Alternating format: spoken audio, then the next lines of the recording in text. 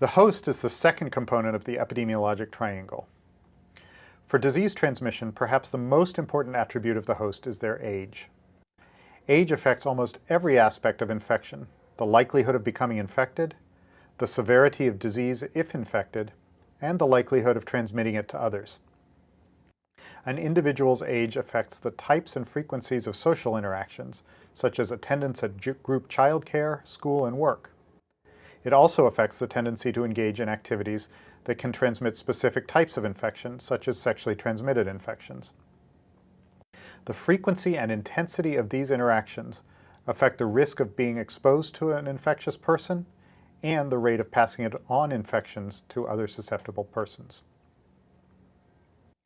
For many infectious diseases, infection leads to immunity. This immunity may protect the individual against reinfection for many years or even for life.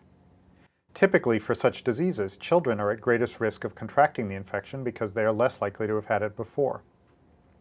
However, in the first half year of life, there may be some protection against infection from antibodies the child receives from the mother transplacentally before birth and in breast milk.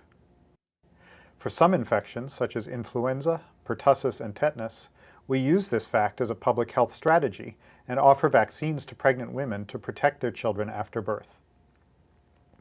In many diseases, the immune response begins to decline with advancing age, resulting in a distribution of disease incidence that has two peaks, one after the decline of maternal antibodies and another in old age. More generally, the health of an individual's immune system can affect their susceptibility to infection and disease. Diabetics, people undergoing certain types of cancer treatments, and other immunocompromised people are at elevated risk of contracting certain infections. Some infections predispose a host to acquire other infections. Perhaps the best known example is HIV. HIV increases a person's risk of many diseases, including bacterial pneumonia, tuberculosis, and some other infections. Some so-called opportunistic infections are common in HIV patients but are almost never observed in people with healthy immune systems.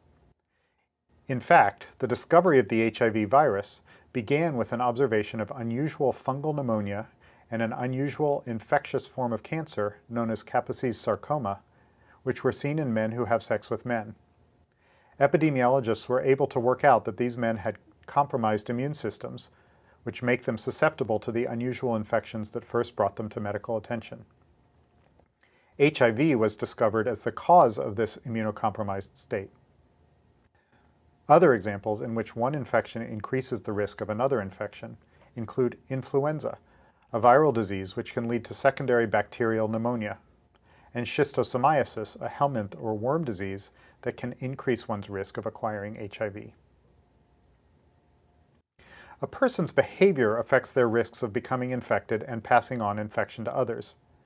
One type of behavior that is extremely variable across different hosts is the level of sexual activity, which may range from abstinence or long-term monogamy for many individuals to extremely high rates of new partner acquisition for others. This variation has important consequences both for the maintenance of sexually transmitted diseases in populations and for their control. Sometimes particular hosts are unusually infectious to others because of the site at which they are infected. Tuberculosis infection in the larynx or throat is especially likely to transmit to others, while extrapulmonary TB or infections outside the respiratory tract are much less likely to be transmitted. Finally, sometimes people vary in the number of secondary cases they infect, and we don't know the reason. During the SARS epidemics in 2003, there were a number of super-spreading events.